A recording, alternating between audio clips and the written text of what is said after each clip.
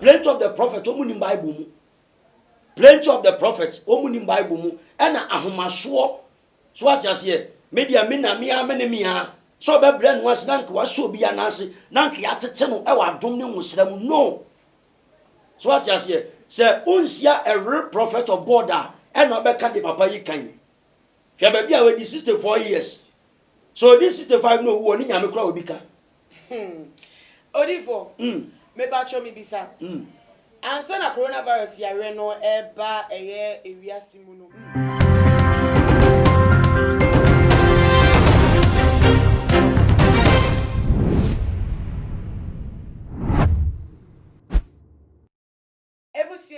Mamo akwaba shronko eba too much GH efideye eso nana ama owusu a enemy din na de air trendy ewo oman kwa enemy di tuja ede eso mo na ene de ensem a abepie mu ewo eye yenim ha kire se award winning comedian and din ede Kweku Sintim Minta KSM and Ankofo do na eta ede friend what ensem bi abeto abonten afa eye Kristo esom ehom na ne kasa ye mo no kire se wono pa de akakakra no we 64 years nanso ne bra wa bonia ne se ewi ye wo na o se ase ebo bra wo hu sofo a wo ka no kwaro ga na ada obi aba nyame se ena nsem akese edwo mo ka kire nkofo nanso yare coronavirus ye asem kese tu wi ase amansania no wo mo nya ho popoempo ena mo de atodwa amankofo eda wo mo eso nanso e de ka asem no kranya sie we nka bawie enka munye ho adwuma bi na ka sofo nsori na mampeni ma ye kwan ne nkosa yare eno krampo no so omo ntimi anya obi to no pa de wonji ndi krase sofo papa bi e wo man na afei no be hye bi dia eno wo hwe nim ne busafo ensem we emu nkyeremu e wo metwa mo abasisia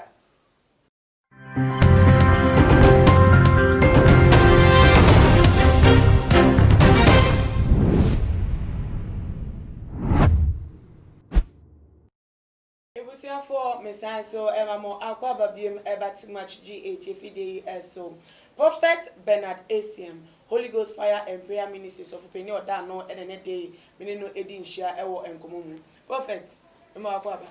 mejusu obapa ibi aboko nyame adom Prophet ehia ya chu ehia ya che me she Holy Ghost temple ma femo dodo the Bible so ubo bi fa ha se dey erade ya duedu omu nyina mu tiri so di amamu good very good Prophet we dey mijina muso Abrantie Kweku Sintim Minta or the about say oba be di 64 years ne bra wa be bo asase so nia wo nhye odi for papa biada obi obe hia bia nyame se so nyame kan wo kan onti asem papa bia enfim nti aden na mu edifo munim se munya paso de bia adam kram post mu se mu edifo nyame nshiro bapa we de mechia too much GHTV crew fo nyina wo mo hwe efiri amano ne enuoma mu ni nyina o man Ghana mu nyina asamwe ya bobo ho ache na eneme chire mu akwa chire mu mai se ye ka se obi ye prophet enye prophet nyina no mu hu ade o so what you say enye prophet nyina na tinyamene sir so what you say you are the prophet of the Bible you are prophet ono ne de da ye sonko about or your prophet so what you say you are categories of prophets but your papa Kweku Sintim no onhu a real deep for that so what you say maybe because we about be siamia me kan yin tasem wa na ka say go public figure to say we be organizing interviews as of we utumu say wa for omo or the no for omo it is we ka say onhu so for na brabom 64 years e wo be di onhu bi da na no Ghana ha ye we di for asofo papa wa ha ye wo a di for papa but we are in hiding mu in hiding ani na mote ye wo in the hiding ni say ye ni sa tu bi na ba ko chi radio station TV station say ye kwa akoka nyame antwen e de a kire oman no ye ni sa ska no ye nso enti bi nya azan o ati say mu ye di for wo de nyame na nam so a onwuma e na be de onwuma na be kire enti mu ye nwuma na nye anwu ya say 200 million na ska na obo no kra obechi ebi kra so onwuma na be kasa mo onsa mu TV station ya na tintan kesi onsa mo pe no kore so ati ase enti me ba me pese me de Bible ne kasa so ati ase me I was called as a prophet. I was trained as an evangelist. So what you say? And aside me prophetic word no, me ye evangelist pa o. Evangelism meduma me ye papa. But I am a real prophet. So what you say? But who go into the other prophets now? One more feel side kwa so ba ko gina kwan aka nyame asem. Ana so be gina kam aka nyame asem. And a plenty of the prophets omu ni Bible mu. Plenty of the prophets omu ni Bible mu. And a ahomaso. So what you say? Media me na me a so be brand was nank was so be anase nank ya tete no e wa dom ne nwosra mu no. So what you say unsia a real prophet of God and no be ka de papa yi kan. Hwe ba bia we 64 years. So this 65 no wo ni nyame kra obi ka. Odifo. Me ba cho mi bisa. Ansa na coronavirus ya we no eba eye ewiase mu no. Unye yi kire bisa. Oh, me gina see them a prophesy. 2019, somewhere June, July. Me gina in front of the congregation. I catch it on say 2020 nipa be upa. Into mom pie. So what you say? Me kind. CSC asafo ben. Me pa cha oko number 2 brancher. Na me hold Friday pie ball. Me kind. Say 2020 nipa be upa. That was 2019 June. Is it 2020 nipa be wupan and coronavirus consumption e fa say unsa dey na be ku nipa say erade bie bibi so a obie in a form of enenye de obebio de omo ka bebre say me hu say ade ni twa te say TV omo boa me say they are liars omo hu ne say TV no mo prophetic word na nti sa ye odifo ane de da ye so obeda obedi nyame adwuma no perfectly but obeda ba Kristo be reveal ya kire ne say makoa se ne eba so what you say any odo no so otewa ebe bia che be mia nti say TV o amoka say be hu declare say TV omo boa enti sa odifo nti on say na odifo bi ne ba bi so what you say Bible no omo tu kwan ko ba bi na omo du ba bi o man be twa omo say some no ba be ko so what you say Gehazi na kola Bible so different ne de nsa kata ne bompa Israel Awurade so omie na bofre no hu enkofo metwa mo asia sa ponko no mo yeja ani abofo no mo yeja no eye TV enye TV so what you say Bible say we different kwasiafo ye wa asofo kwasiafo ye apostles a o magimigimi but a real prophet of God na say a real me fan say nyame kwade o ma me kan say hu ntro man no. So what you say? Now same here a point from the Bible. Already say me ma asam no me mfiri bibia na enye ma adwuma. So what you say? Ni nyina o ma asem but me ye bibia me ya kire ma difo a mo firi me kan. Satan ohunu kan but ontimi nya ho adwuma. Sa ya re ya papa kan coronavirus is a demonic virus. So what you say? E sunsuma de ye mfa sa nose mask, ye mfa purchase emfa nko. Bible so bi oba wi apechege ga be ko bonsam nyuma odi apechege ko coronavirus unyansa wai entu eso okan Bible no nimu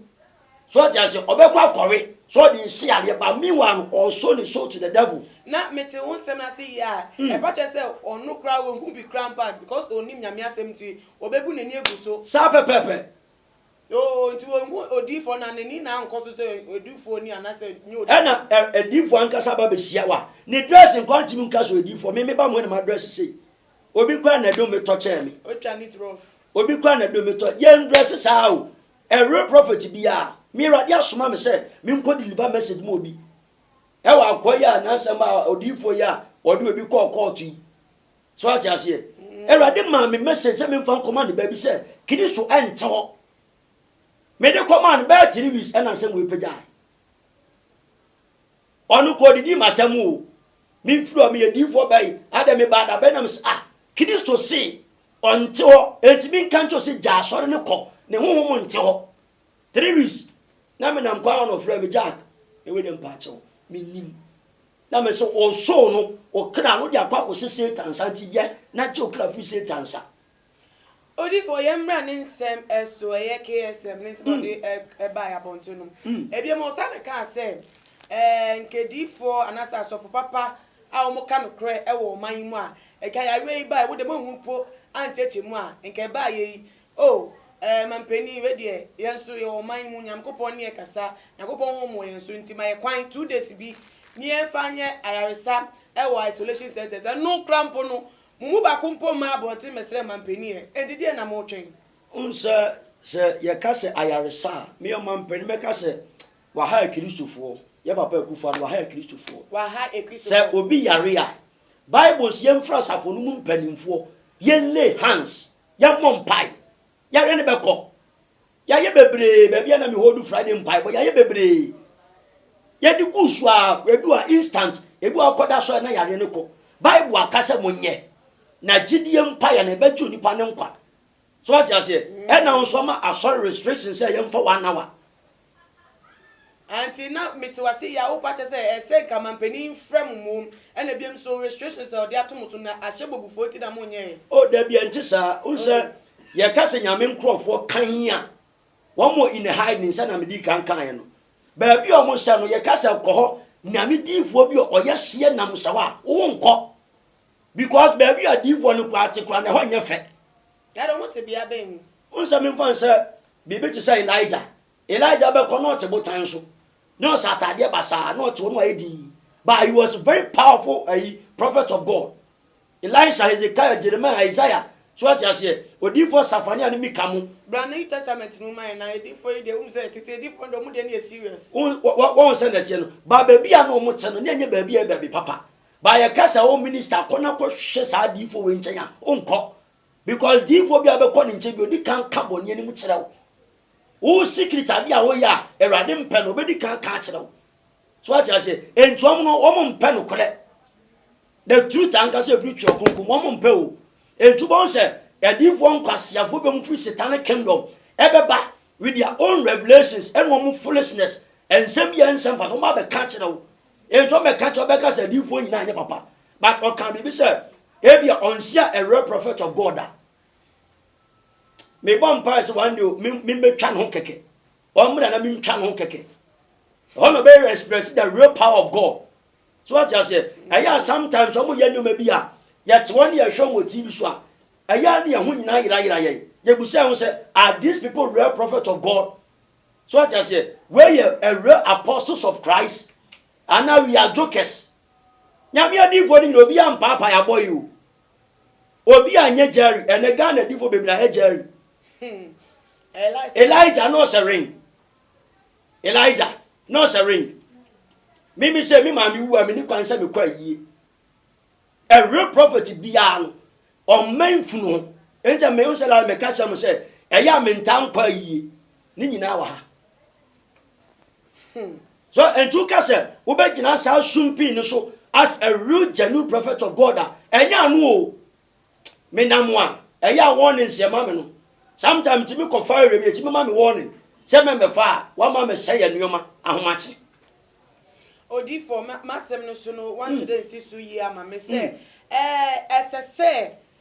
yeftun sa edi frem ansa na ma ya so etie mampeni asma kwa isolation center so akobon pa ma yare fa na se de na mo twen e be se un si so yi unse meka ne se oman ye feli nyame oman Ghana ye pen kore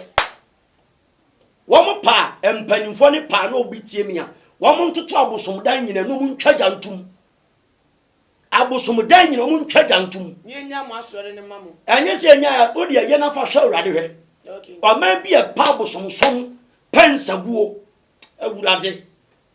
tamo a womo declare se ye nya da dry fasting no mi gina bontin tie mu kan se Kristo ntie na ye be ya wie no e be sutu akọ 2000 sofo bi madam sofo ba bonti be didi matam na me subo se a real prophet kasa se the Deuteronomy kan se nyame difo bi kasa na sambamu a ye hunu se saadi fo oyo trofo na me se me bet on my life saadi we ambamu a ade mum from se me prophet of God. First week na shoot 2000, second week na the daso ti be se da kotina ba bi a me preach wo na beti wo di ma yedi na shutu na me so fun se nyame wagimi oman ya mo pa bosonsom oman ya mo pa lototwa oman ya mo pa masam mo pa boss mo pa udisam na mo sa ko gire nyamem se ye fasting e de break yare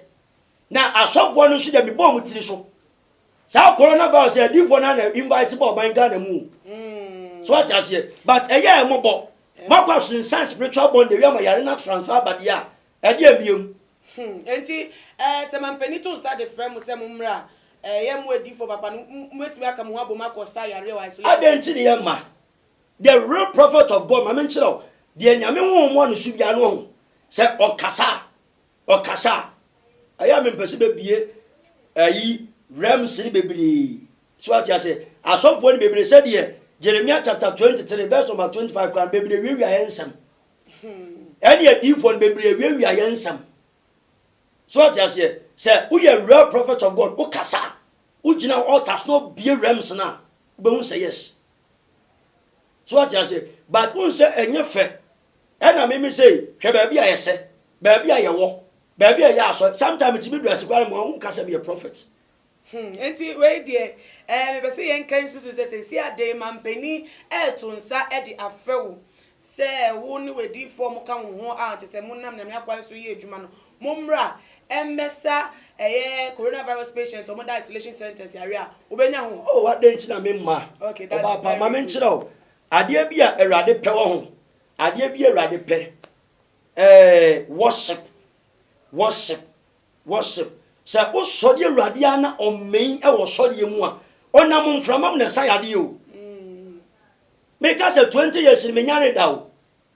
se bia me yare a e bia ma ye nyame adwuma na mabre ba me koda sori ana ya dance dey me ba to wacha se e na nyame na kan de se wan nanti kurunkurun ye mu a eye den ye ni busum bi ani twaka ho ye ni baifo bi ani twaka ye ni malam bi ani twaka ye ni ntafoyifo enkomsofo bi ani twaka ho eye osoro authority direct eji bi me se me ti o me nya damfo madamfo ni madamfo mi o mi ase ani odi for final words a person fan to janche kweku sintim minta KSM e woni nsem a waka no meka se etiefo se mote ya enye se nyame difo bi ni oman ni mu and we don't have the real prophet of God in Ghana one wo ho but ye hiding so bi ba be so ye me ne be pagya ye sin konkon so ne gina ma nyame ma aha de adufo bi anya adwuma madam tumi anya adwuma so atia se enkabrechirefo eni nsumanfrefo ne ntafoyifo anya adwuma but nyame asem the word of God emankwa esiesie nipa hallelujah ediam biem na wo hwe na wo hunu se we real prophet of God ediam biem na wo pa hunu ediam biem na wa shin party anumere mesra se hunu nyame difo na hunu nyame asofo mesra esum ni han eni twaka enti wanga se wo real prophet of God abehunu se uhunu a real man of God nso abehunu hallelujah odi for phone number ekatu na tese FAC anumere too much GH TV crew fo nyina yeda mo ase ene mu a mo hwe efra mo no ne course eba maso ebu anadu 2 o'clock kokra na efra me hallelujah mesira mo me number abetimi afra me wo hwene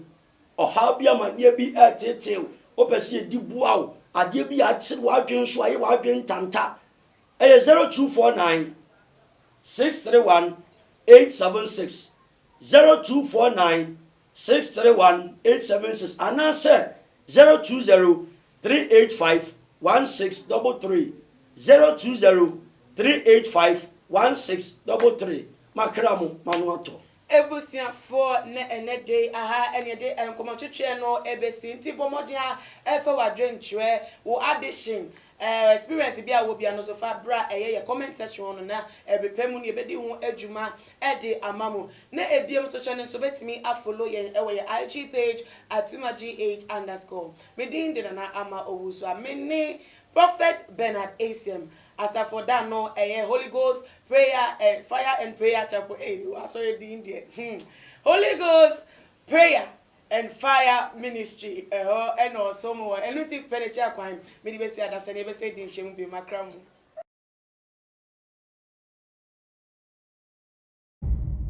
too much GH nie Ghana for ahwefo etiefo onipa bi a won subscribe e wo too much GH no subscribe wo na ehintasem ensɛm a ebu afa ɔman Ghana so ɛna yɛde brɛ mu. One God nie, the only one God in GH. Ɛhɔ ɛna da bia mehwɛ abrɛkyefoɔ ɛne Ghanafoɔ mo a mo wiase afa na nyinaa me recommend ɛma mo too much